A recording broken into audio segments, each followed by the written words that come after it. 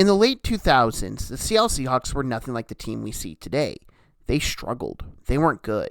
They had coaching changes all the time, not because it was time to force a legend out, but because they just weren't good coaches. We really look at the 2008 and 9 season being at the absolute low for Seattle. So it went 4-12 and 5-11. But something changed when they hired Pete Carroll in 2010. He led them on a charge.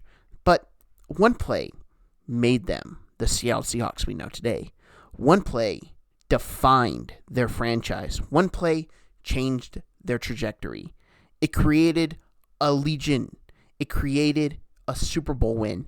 It created the Seahawks we see today, chasing their second Lombardi. Now, what is that play? Well, we simply call it Beastquake. And let's talk about how the Seahawks got to the position that Beastquake became their defining play.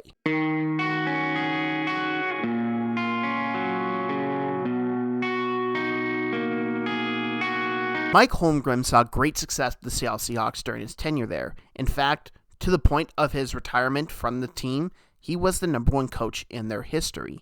He took them to their first ever Super Bowl and had them perennial playoff contenders and division winners. But in January of 2008, he announced his final season on contract would be his last, creating a lame duck coaching situation. Now, this resulted in way worse ways after the rehire of the guy after him. But focus on with what Mike Holmgren did his final year was not good.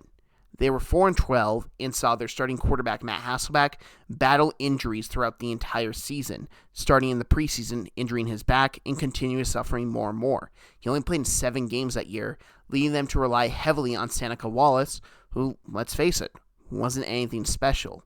Mike Holmgren always had a knack for developing quarterbacks and just finding the right quarterback in the right situation. It's how the Packers won the Super Bowl with him as the head coach, and it's how the Seahawks got established with him. He brought Matt Hasselbeck over with him. Matt Hasselbeck was a really good quarterback for the Seattle Seahawks. They had Sean Alexander. They had many great pieces. But unfortunately, their time was up, and Mike Holmgren would lead the Seahawks after the 2008 season, leading to the Seahawks then hiring Jim Mora Jr.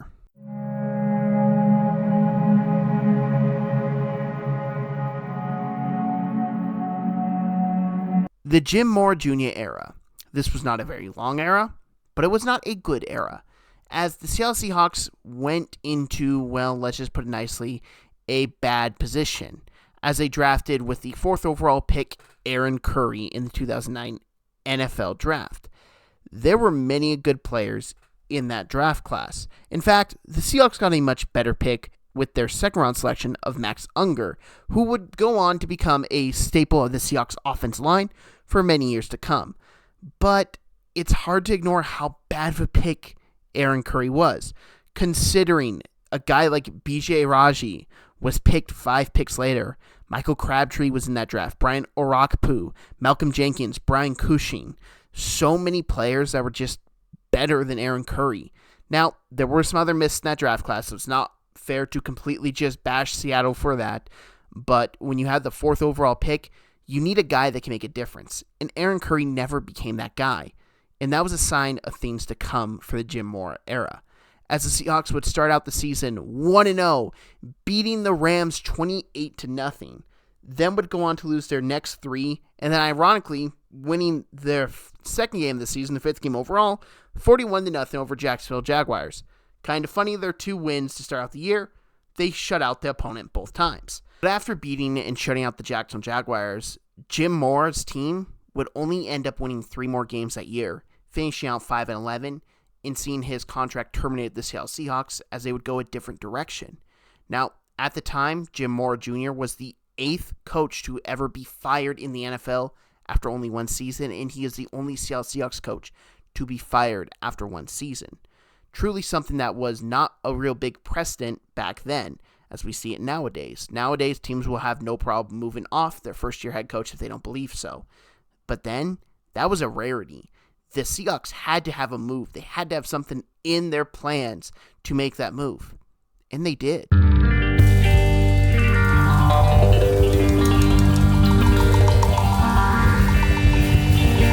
Carroll ironically happened after being fired from his last NFL job at the time with the New England Patriots.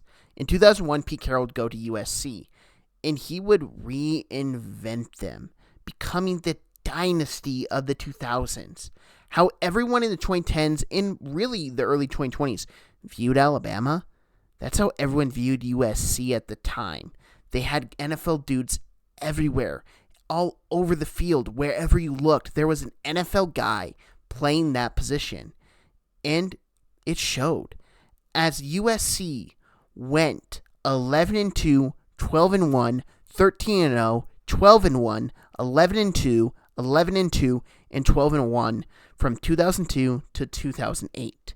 Now, there were 2 other seasons in there. His first year, they went 6-6. His last year, they went 9-4. All still bowl-eligible teams, but most importantly, just pure dominance USC that we haven't seen USC have since Pete Carroll left. Now, Pete Carroll would then go on to coach the Seattle Seahawks, as we will get into in a little bit. But when Pete Carroll was hired by the Seahawks, it was not thought of highly. Why? Because Pete Carroll failed as an NFL coach at 2 spots a lot of people viewed as it. With the Jets, he was 6-10 and one of the few coaches at that time, like I mentioned earlier, to be fired after 1 year. He would then go on to the New England Patriots, in which he would have some good success. They would be 10-6, 9-7, and 8-8. But unfortunately for him, the Patriots wanted to go a new direction as they hired Bill Belichick right after firing him after the 1999 season. Pete Carroll was a very good coach. He just didn't get the opportunity to really build his NFL team, the team he could take to a Super Bowl. He had some momentum in New England, even winning the division his first year there, but they went 4th place in back-to-back years, 98 and 99, leading to them going a different direction. And as I stated, he would go on and have tremendous success at USC. But that all led to him going to the Seattle Seahawks, which is probably what most people who grew up watching football, my generation, will remember Pete Carroll as. Why? Well, he acquired this guy.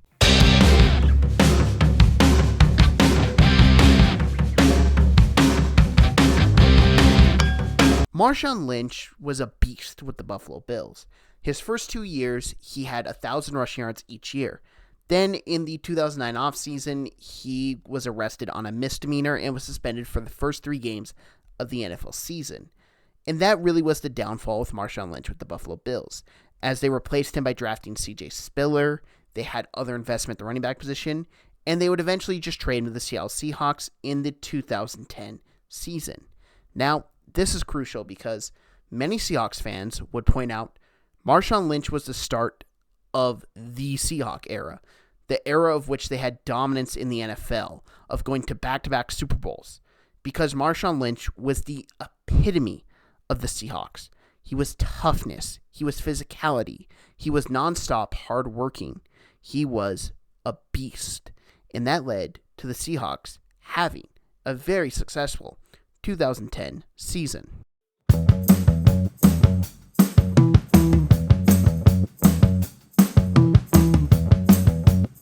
To start out talking about the 2010 Seattle Seahawks season, we have to talk about their draft, because their draft set them up for great success. With their first 3 picks, they selected Russell Okung, Earl Thomas, and Golden Tate, all key contributors for their eventual Super Bowl championship team. In the 5th round, they took Cam Chancellor, one of the hardest hitting safeties the NFL has ever seen, a member of the vaunted Legion of Boom. In that draft, the Seattle Seahawks started building that LOB defense with Earl Thomas and Cam Chancellor, the safety duo that would haunt the middle of the field for opposing offenses for years to come. And that was the start of it being different in Seattle. They started drafting extremely well, mainly because there was a new general manager, John Schneider, who is still there today and has been a tremendous general manager during his tenure with the Seattle Seahawks. But we started to see how well of a drafter he was with this class, as most of those players would become key contributors on their eventual Super Bowl win and would just be guys in the NFL for many years to come. You look at a guy like Walter Thurman, who wasn't this highly touted guy, but was part of the Seahawks for 3 seasons and would end up having a 5-year career in the NFL. Nothing to sneeze at considering how short an NFL career is. They drafted extremely well, and they got great production out of the guys that they kept. Now we also look at the fact that they had some good additions in the offseason. Charlie Whitehurst would become a key player for them down the stretch. Leon Washington was an amazing return man for them. And they had brought in, during the season, as previously mentioned, Marshawn Lynch. The Seahawks were ready to do something, but we didn't know what. Because, let's face it, the NFC West that year kinda sucked. The Seahawks would battle the St. Louis Rams to win the NFC West during the season. It came down to the final game of the season as they played the Rams in Seattle. Winner went to the playoffs, loser went home. And in this game, you saw Charlie Whitehurst, the guy they brought in to compete with Matt Hasselbeck, but end up the backup quarterback, but would see playing time due to Hasselbeck's injuries. He would end up helping them win it by a score of 16-6. Now, this game, nothing to really look back on fondly. Marshawn Lynch was a key contributor with 20 rushes for 75 yards, and the defense did its job, shutting down a rookie Sam Bradford who only had 19 completions, 155 yards, and 1 interception. The Seahawks defense came through, and it led to them facing the New Orleans Saints in the wildcard round, a game many people wrote the Seahawks out of.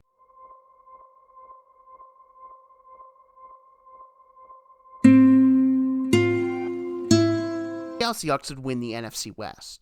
They were 7-9 and were deemed as one of the worst playoff teams ever. And it wasn't going to be easy for them. As they were the 4th seed, they had to play the best wildcard team. That best wildcard team was New Orleans Saints, who were coming off a Super Bowl victory less than a year ago. They were dominant. They had an amazing offense led by Drew Brees, a commanding offense that could just take over a game and destroy everyone. No one picked the Seahawks to win. It was supposed to be the Saints wiping the floor with them. It was going to be a piece of cake, almost a bye for the Saints, as it looked like that was the case, as the Saints jumped out to a 10-0 lead. But the Seahawks would respond with a touchdown and make it 10-7. Saints would respond with a touchdown on their own. But then, Seattle went on a little run. They scored a touchdown to make it 17-14. Then they scored a field goal to tie it up at 17. Then they'd get a touchdown by Brandon Stokely to put them up 24-17. The Saints would then kick a field goal before the end of the half to bring the halftime score, Seattle Seahawks 24, New Orleans Saints 20. Now, the third quarter saw the Seahawks have more success. Mike Williams caught a touchdown from Matt Hasselbeck. The Seahawks would hit another field goal. Entering the fourth quarter, they were up 34-20, but the Saints weren't out of it. The Saints would get a rushing touchdown to make the score 34-27. Then a field goal. With the score 34-30, something amazing happened. A moment in history that no one can replicate. It was so noteworthy that it literally had the stadium shaking. And here's that play right now. Crowd silent now, as opposed to when the Saints had the ball. Oh, look at this run! What a run! Marshawn Lynch still on his feet. Has blockers now. He's dancing his way for the touchdown.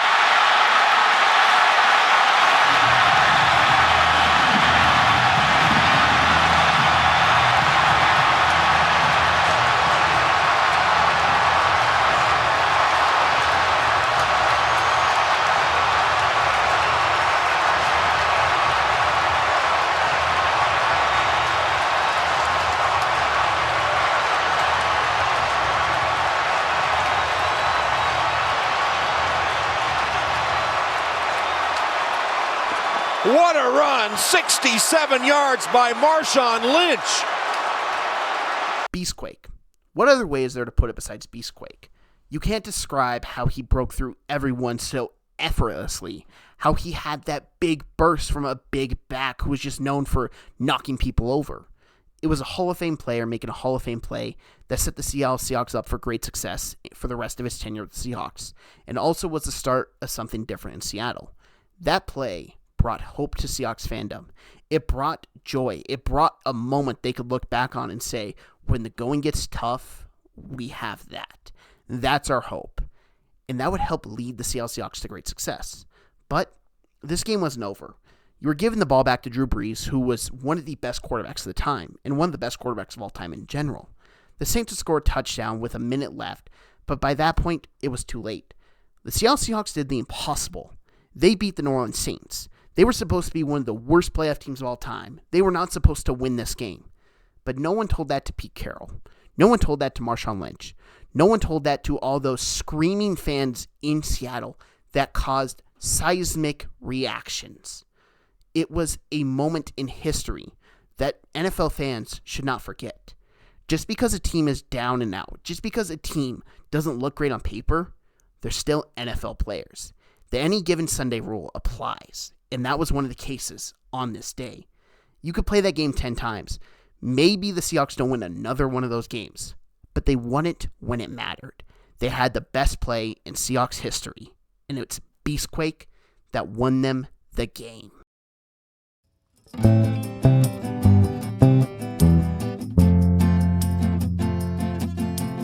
Just 3 seasons after Beastquake, the Seattle Seahawks would go to Super Bowl 48 and win in dominant fashion. They would also go to back-to-back Super Bowls, nearly winning a second one. The Seahawks dominated teams for a 2-year stretch, and that was built off the energy of Beastquake. The fans were loud, they were crazy because they had their moment. They had the moment that they could point to of this is when this team started, this is when this team became the Seahawks you don't want to face. Since then, the Seattle Seahawks have never really struggled. They've always been good. They've always been in contention. And this is paying off now as we look at the 2025-2026 season. The Seattle Seahawks are the 1 seed, hosting the journey to the Super Bowl.